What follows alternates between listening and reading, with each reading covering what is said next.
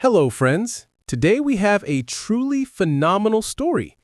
If it weren't from my experience with various car schemes and tricks, I would definitely think that this is, at best, just a fairy tale, and at worst, complete nonsense. But no, this is a real story that deserves attention. Imagine this situation. Your car is stolen. Of course, it's not the most pleasant situation, but wait, it gets more interesting.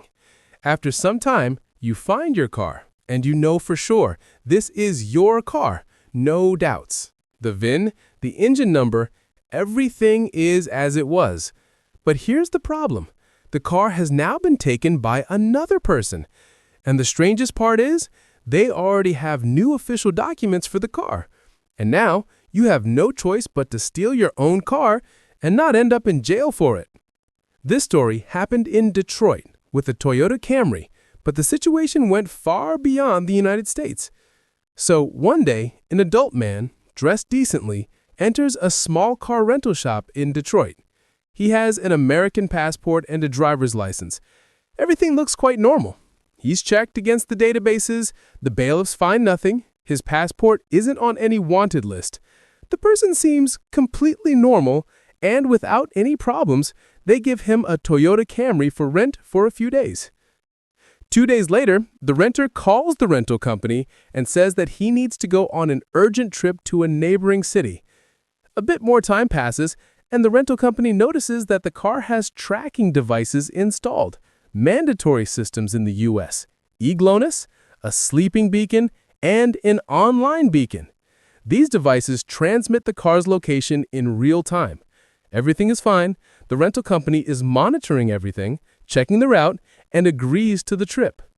The next morning, the car heads toward Indiana, then turns around and heads back. But as soon as it gets to Ohio, it suddenly stops in a small village. Well, it's evening, so it's understandable. Maybe he stopped for the night. But a day later, the car is still in the same place, and even after 2 days, it's not moving. The rental company starts to worry, tries calling the renter, but his phone is off. They send someone to the coordinates to find out what's going on. Maybe the car broke down. Maybe he's in the hospital. Or maybe there was an accident. Let's go check. The person arrives at the location and the car is gone. He checks the area, but all he sees are private homes with high fences. There are no cars anywhere. He calls the rental company and reports that he hasn't found anything. The owner of the rental company is in a panic. He files a report with the police. But what do you think? The police refuse to accept the report because the overdue rental is not a criminal matter. It's just a civil issue, they say. Wait a little while. Maybe the renter's phone died. Maybe something happened. Let's wait a few days. The next day, the rental owner, with an assistant, goes again to the same coordinates to see if something really happened. But, as you can imagine, the story doesn't end so simply. The tracking system continues to work and shows that the car is still in the same place and isn't moving. The rental owner decides to go there during the day, to walk around the private neighborhood and knock on doors. Perhaps there is a large error with the beacon and the car is actually behind the fence or in someone's garage. They compare the coordinates and find themselves at the location where the car should be. They call the company that installed the beacons and ask if there could be any malfunction.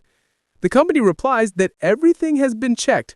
The beacon is in place and the margin of error is no more than 5 meters. Therefore, they need to carefully inspect everything around, up, down, and on the sides. The beacon should be nearby. They begin to inspect every meter, and after some time, they open a manhole of a heating pipeline. There, among the pipes, they find a small bundle. They climb down, retrieve it, and what do they find? A Toyota Camry? No, they find the beacon, neatly wrapped in a cloth, and the cloth is inside a plastic bag. The beacon was connected to an external battery, and someone cleverly placed it on the pipes and covered it with the manhole. The rental owner is in shock. He expected to find anything, a smashed car, half-dismantled car, or at least one abandoned in a field. But he didn't expect to only find a beacon carefully hidden in the heating pipeline. He goes back to the police, files a new report describing the events of the last few days, and attaches the found beacon. The beacon became the basis for opening a criminal case. It was a huge luck of fortune to find it, because without it, the case would likely not have been opened. They begin working on several leads, checking the car's route data sent by the beacon, analyzing recordings from road cameras, and examining the places where the car made long stops or overnights. The first thing they check, of course, is the renter. They go to the renter's registration address and discover a burned-down house in a remote village. They question the rare neighbors. No one has seen this person. The neighbors say the house burned down 10 years ago. The investigation doesn't stop there. The renter essentially gave nothing because it turned out that he wasn't officially employed anywhere, had no property, and naturally no car. He is a completely empty person. The only thing he has is a valid Russian passport and a registered individual entrepreneur, IP, with 0 reports. In other words, there are no movements with the IP, and he is like a ghost. But the information obtained from analyzing the beacon's routes and comparing them with the video cameras was much more interesting. If you have an exact route that the car traveled, you can easily compare it with the recordings from road cameras, and you realize that here the car passed and there's a camera installed. And, oh miracle, the car can be tracked. After the Toyota Camry reached the border with the Chelyabinsk region, turned around and headed back, discrepancies started to appear between the beacon's route and the video footage from the cameras. The Camry disappeared from the cameras at points where it should have been, according to the route. But then, as if by magic, a Russian 9 appeared on the cameras, a regular old 9 that exactly followed the Camry's route to the meter. And what happened to it next? Where did the Toyota go, and what was this 9 doing? The answer to this question was found by checking the addresses where the car had long stops. The beacon data showed that the car had overnight stays at several addresses, and of course, the first place they checked was the one where the car stayed for 2 nights in a row. And here, it wasn't so much a surprise as a predictable moment, because at this address was a small garage auto service. They arrived at the auto service, asked the right questions, and got complete answers. The auto service confirmed that indeed the car had come to them and stayed there for 2 nights in a row. What do you think the car came to the auto service for? Not to change the oil and pump the tires, as is usually the case. In fact, the car came in to dismantle the beacons. Moreover, the beacon removal happened in 2 stages. On the first night, the car was conditionally diagnosed, and a specially trained person found all 3 beacons, e-GLONASS, a sleeping beacon, and the online tracking beacon that tracked its location in real time via a smartphone. After that, the car left in the morning, creating the illusion that everything was fine, and continued its journey. On the second night, when the car arrived again, the sleeping beacon and the online tracking beacon were dismantled. Not only were they removed, but they were also connected to an additional battery and carefully taken off the car. The customer also received information about the location of the e-GLONASS beacon. After that, in the morning, the car left the service, drove around the city a bit, and, as we remember, headed toward the border with the Chelyabinsk region. Now, here's where it gets really interesting. At the border with the Chelyabinsk region, as later discovered, the Toyota meets the same green 9. At that moment, the bundle with the active beacon is transferred into the 9. After that, the 9 turns around and heads toward Yekaterinburg and then toward Tyumen. Meanwhile, the beacon continues to work and creates the illusion that the car is still moving in Russia. In reality, the Toyota Camry is speeding up and, as they say, is rushing toward the border with Kazakhstan. While the rental company employees firmly believe the car is still somewhere in Russia, hours pass and the Camry crosses the border into Kazakhstan. As it turns out, the car is not on the wanted list. The original key is with it, and the registration certificate is also intact.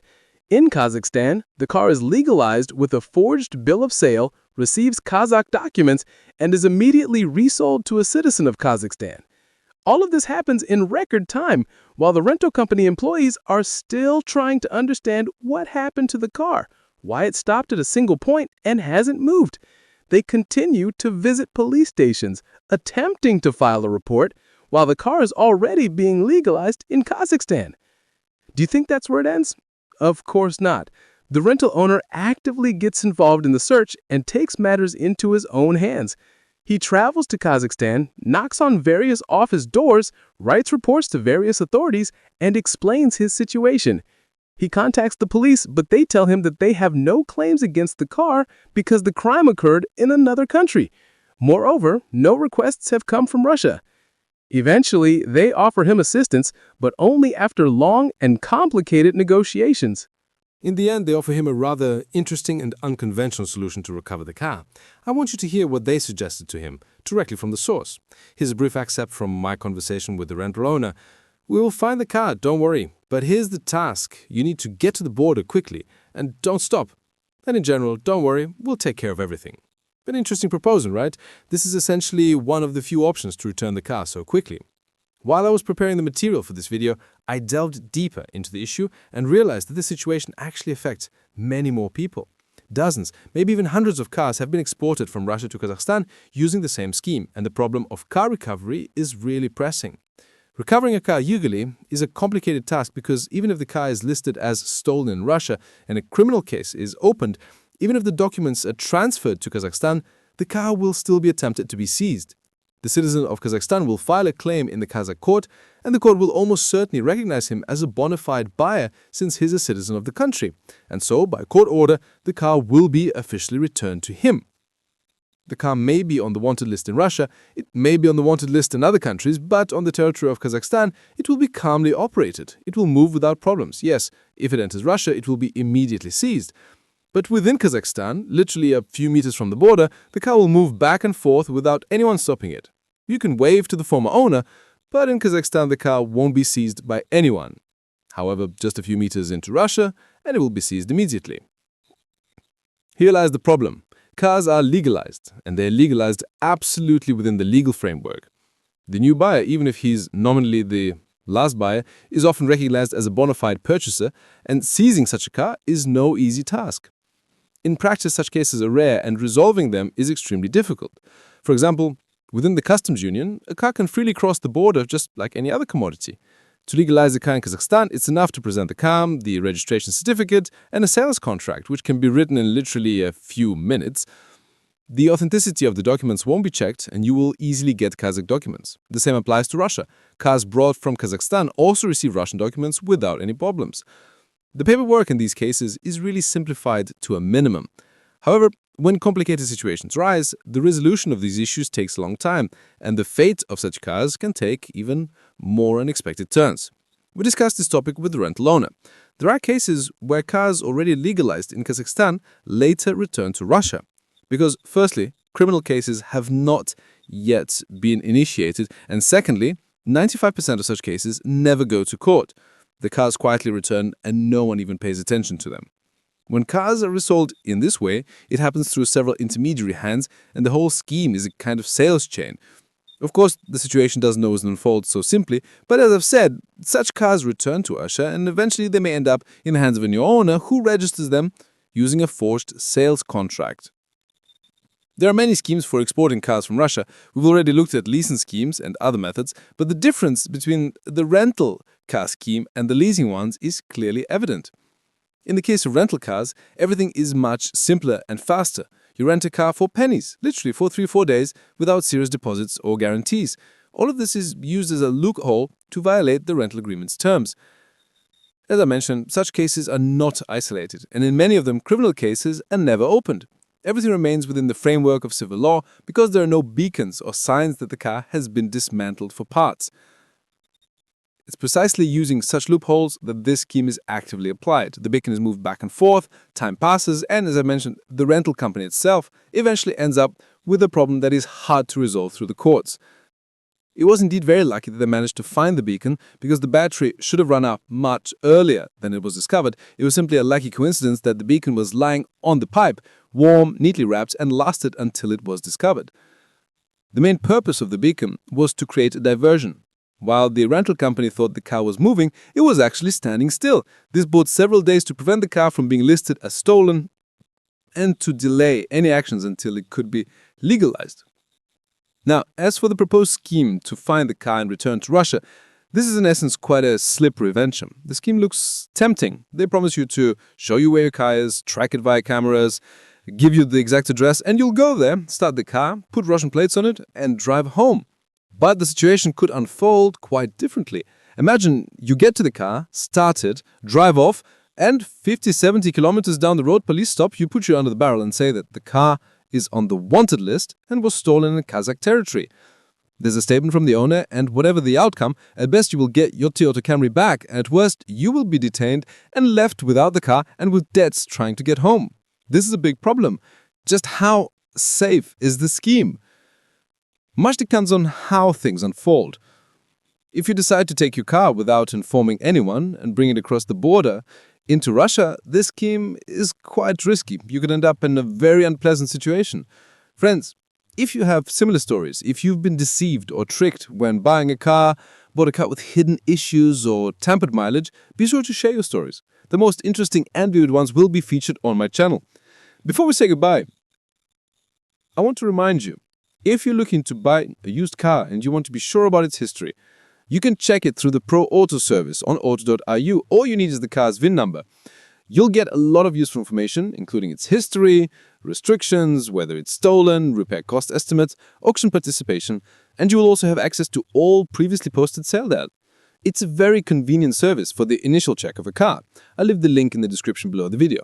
If you've already bought a car without checking its history and you want to find out more, click the link and check it via Pro Auto.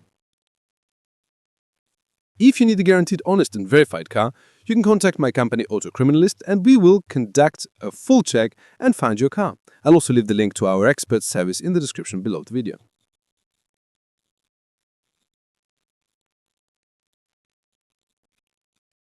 In one of the most densely populated areas of New York City, amid skyscrapers and hustle and bustle, a man came in with a rather unusual request.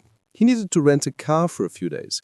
He was dressed in an expensive suit, but his face was slightly obscured, as if he was trying to hide his identity from those around him. His name was James, and as it turned out later, this man found himself at the center of one of the most complex and intriguing car schemes. It all started when James walked into a local rental car service in downtown Manhattan, providing documents that, at first glance, seemed ordinary: an American passport, a driver's license, all the necessary items for renting a car. The rental employee, as usual, checked the documents against databases. He found nothing suspicious. At the time of the rental, James had no debts, his passport was not listed as missing, and his identity raised no doubts. Everything seemed perfectly normal. James chose a luxurious BMW 7 Series sedan, and without wasting much time, he set off on his journey.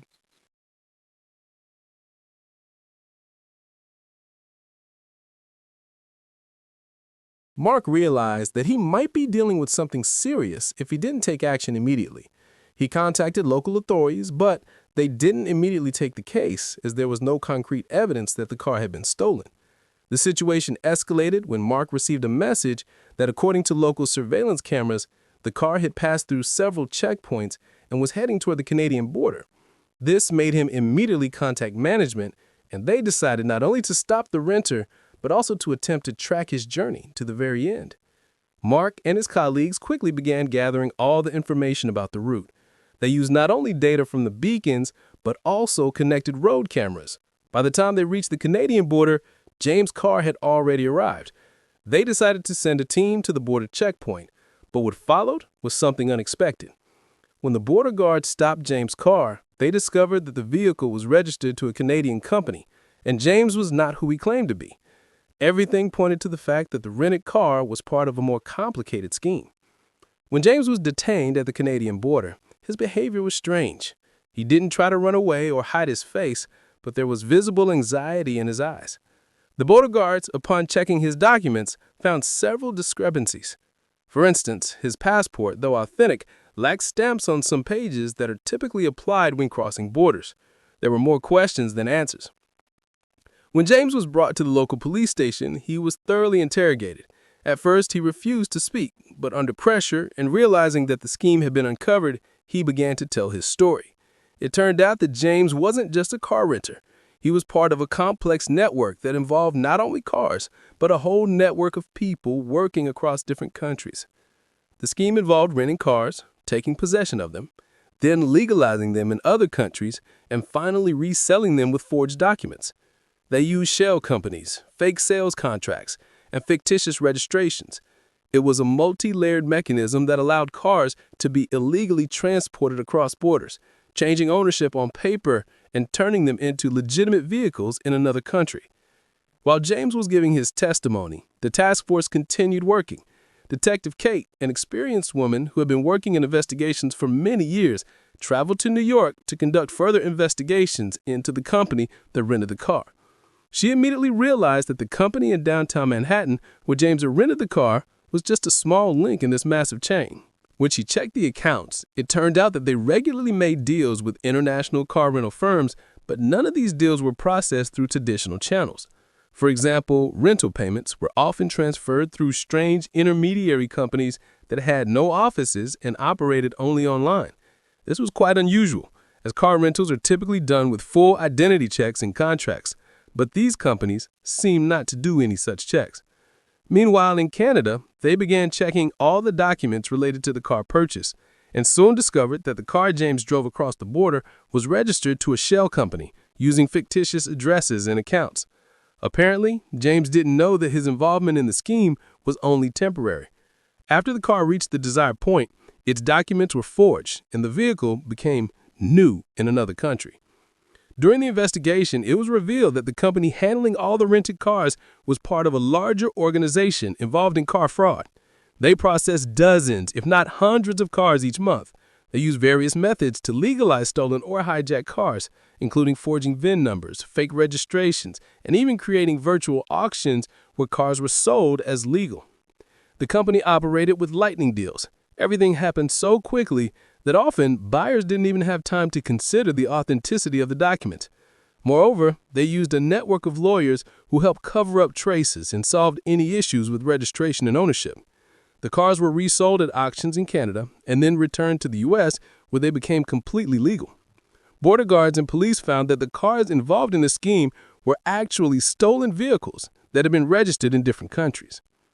After several months of investigation, they began uncovering connections between car thieves, registrars, lawyers, and even government officials. When the case went to court, James had already confessed to his role. However, due to his cooperation in the criminal network, he was able to reduce his sentence. He provided crucial testimony about all stages of the scheme, including fake auctions, forged documents, and the people behind it. His testimony became the foundation for exposing a whole network of car fraudsters. During the investigation, it was discovered that the organization operated not only in the U.S. and Canada, but also in several European countries.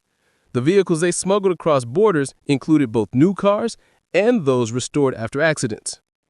The court process lasted several months, and many of the defendants were sentenced to prison and were also required to pay compensation to the victims who had fallen prey to the scams. Ultimately, James's case became an important precedent for law enforcement. It showed how dangerous schemes involving car theft and legalization can be.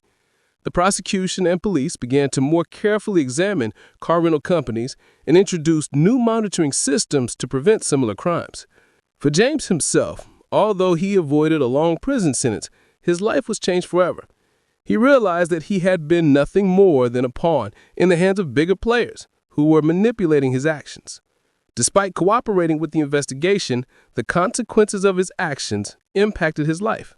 The system, which seemed to work for the benefit of society, was actually vulnerable to such schemes, and James became a living example of how even an innocent person can become part of a criminal network without knowing it. In the end, James returned to his hometown, but he was no longer the person who had walked into the car rental shop looking for a new car. He had lost trust in the world and understood that in this complex system, full of devious schemes and intricate plans, he was destined to be neither a hero nor a villain. He had simply become a part of a system that remained invisible to most people.